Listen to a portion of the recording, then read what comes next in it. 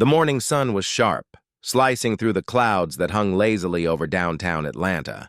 Marcus Reed adjusted his tie as he stepped out of the sleek black car, his shoes tapping lightly against the marble pavement in front of Weston Industries, a company he once admired from afar. The tall glass building reflected the city skyline, shimmering with the kind of arrogance only wealth could afford. Marcus wasn't there to be impressed, though. He was there to finalize what would be the largest acquisition of his career. He was the founder and CEO of Reed Global Solutions, a multi-million-dollar firm built from nothing but vision, grit, and the hunger of a man who'd been told no too many times. Yet, even after everything he had achieved, there were still places, still people, who refused to see him for who he was. As he entered the lobby, the polished floors and modern art screamed exclusivity. Behind the front desk sat a young receptionist, tapping away at her keyboard with a distracted rhythm. Marcus approached with a calm smile, a man used to professionalism. "Good morning," he began. "I'm here to see Mr. Thompson. I have a meeting scheduled for 9 o'clock. The receptionist barely glanced up. "And who are you here with?" she asked flatly. "Marcus Reed," he replied, "CEO of Reed Global Solutions." She froze for a brief second, then forced a small, dismissive laugh. "Sure you are," she said, her tone soaked in disbelief. "Look, sir, we don't allow solicitors or walk-ins without appointments. You'll need to leave." Marcus blinked, unsure he'd heard her right. "I said I have an appointment," he repeated, calm but firm. "With Mr. Thompson. He's expecting me." She sighed audibly, rolled her eyes, and looked him up and down. Her gaze lingered on his dark skin, his simple yet elegant suit, the lack of any flashy accessories. "I think you've got the wrong building," she said, her voice cutting like ice. "This isn't a job interview or some outreach program. You need to leave before I call security." For a moment, silence hung heavy in the air, the kind that hums before a storm breaks. Marcus's jaw tightened, but he didn't raise his voice. He didn't need to. Years of walking through the fire of prejudice had taught him one thing: dignity was power, and his was unshakable. He reached into his briefcase, pulled out a folder, and placed it gently on the counter. The company logo glistened in silver embossing, Reed Global Solutions. Beneath it, his signature, a quiet reminder of how far he'd come. "Maybe this will help," he said simply. But before she could even read it, the security guard appeared, summoned by her frantic call. "This man's causing trouble," she said quickly. "He refuses to leave." The guard, tall and built like a wall, approached Marcus. "Sir, I'll have to ask you to step outside." Marcus sighed softly, not out of fear, but out of the exhaustion that came from seeing history repeat itself. He turned toward the exit, the cool air greeting him as if to say you've been here before. And he had, just not in this building. As he stood outside, phone in hand, he dialed a number. "Daniel," he said, his tone steady, "I need you to call Mr. Thompson's office. Tell him I've arrived, but there's been a misunderstanding." Within minutes, the glass doors burst open and a man in a gray suit hurried out, his expression panicked. "Mr. Reed!" "My God, I'm so sorry. We were expecting you. Please, come in." The receptionist's face turned pale as the truth unraveled before her eyes. Her confident posture collapsed into embarrassment. Marcus didn't even look at her as he walked past. Some lessons, he believed, were better taught in silence. Inside the boardroom, everything was polished to perfection. The city skyline glimmered beyond the floor-to-ceiling windows. But Marcus's mind was elsewhere. The disrespect still echoed in his chest, like an unwelcome drumbeat. Mr. Thompson began the meeting with his usual corporate enthusiasm. "Marcus, we've been looking forward to this merger. Your company's tech division will be invaluable to our expansion. I trust everything's ready?" Marcus smiled faintly, but there was something new behind his calm demeanor. "Yes, everything's ready," he said. "But I'm beginning to think this partnership might not be the right fit after all." Thompson frowned, confused. "Not the right fit? I thought we had an agreement." Marcus looked him directly in the eye. "I thought so too, until I realized how your people treat others who don't look like they belong here." The room fell silent. Thompson's assistant shifted uncomfortably. I'm not sure I follow. Marcus leaned forward, his voice low but razor sharp. I walked into your building with an appointment. I introduced myself as a CEO, and your front desk told me to get lost. Called security on me. Thompson's face turned ashen. He glanced toward the door, as if the weight of his company's reputation had suddenly become visible. That's unacceptable, he stammered. I'll handle this immediately. Marcus stood. No need. Consider our deal off the table. Thompson's eyes widened. Wait, Marcus, please. Don't let one employee ruin this. But Marcus had already gathered his folder. One employee is never just one, he said. It's a reflection of culture. And I don't build with people who can't see past skin. He left the building without another word. Each step carrying the quiet force of a man who had risen above the weight of 1,000 judgments.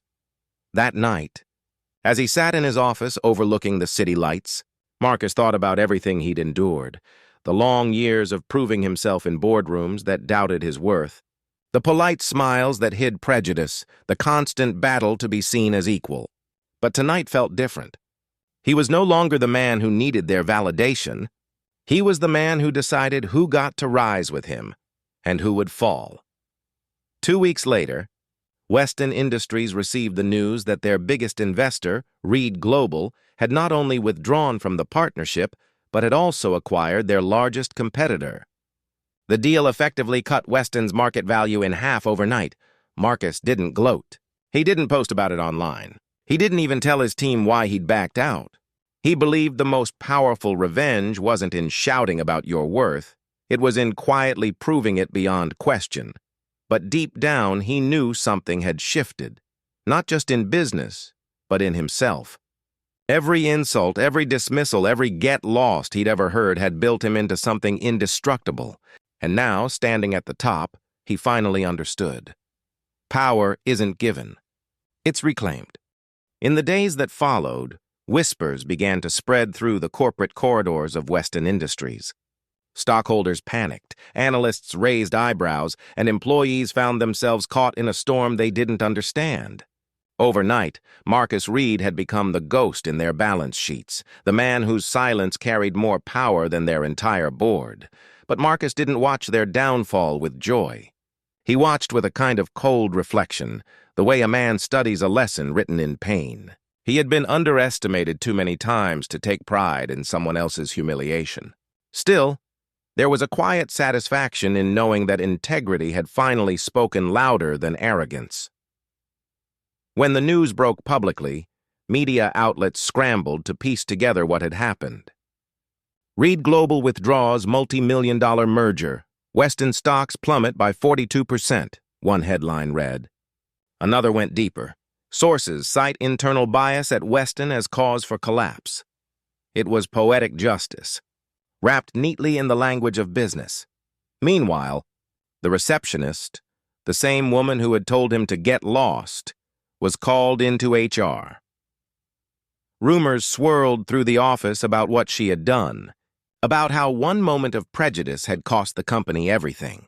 She sat in silence, staring down at her trembling hands, realizing that the man she had dismissed was the very man her company had been desperate to impress.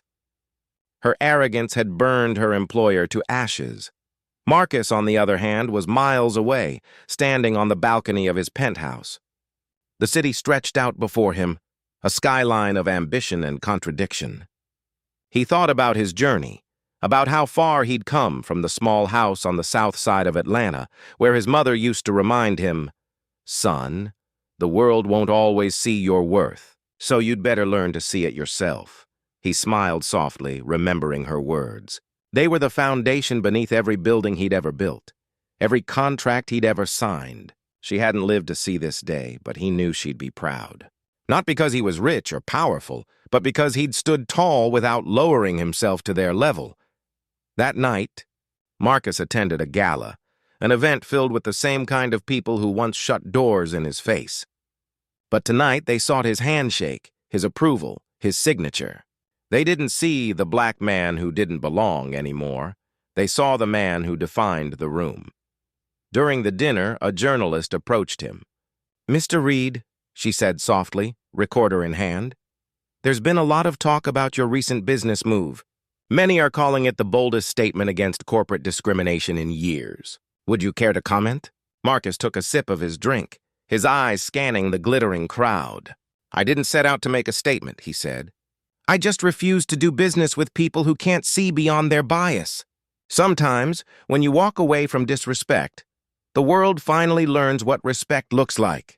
The reporter nodded, visibly moved. And Weston? Any thoughts on what happened to them? Marcus smiled faintly. I don't destroy companies, he said. They destroy themselves when they build walls where bridges should be.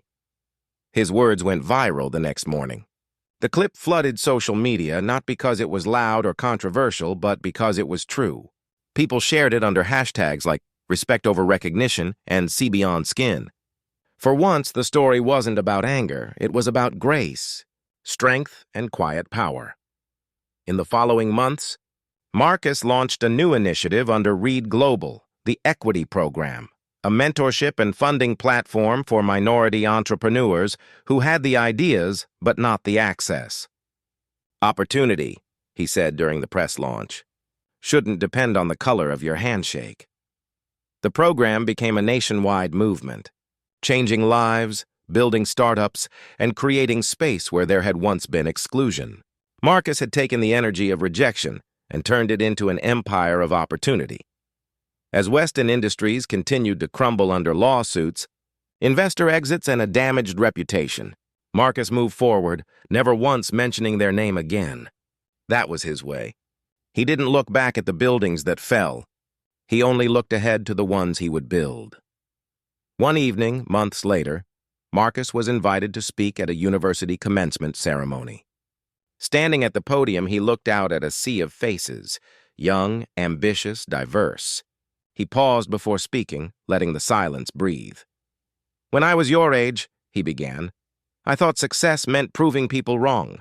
I thought if I worked hard enough, made enough, built enough, I could silence every voice that ever doubted me. But I was wrong. Real success isn't about proving anyone wrong. It's about proving yourself right. He looked down for a moment, then back up, his voice calm but resonant.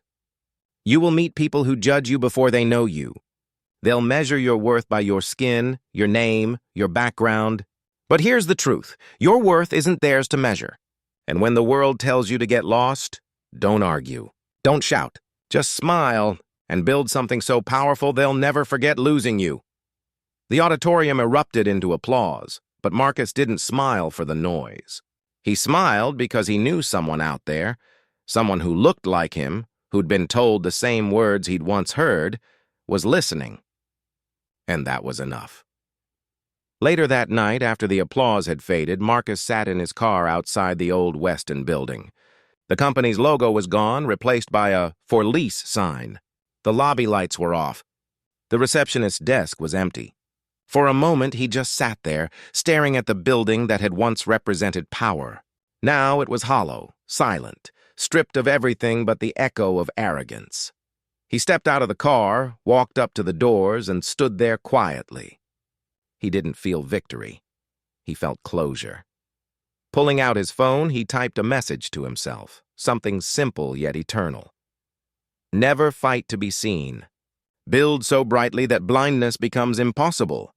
Then, turning away, Marcus Reed disappeared into the night. The same man who had once been told to get lost, now walking toward a horizon that belonged only to him. Because sometimes, the most powerful destruction isn't made of fire or fury, it's made of dignity, and Marcus had mastered that art completely.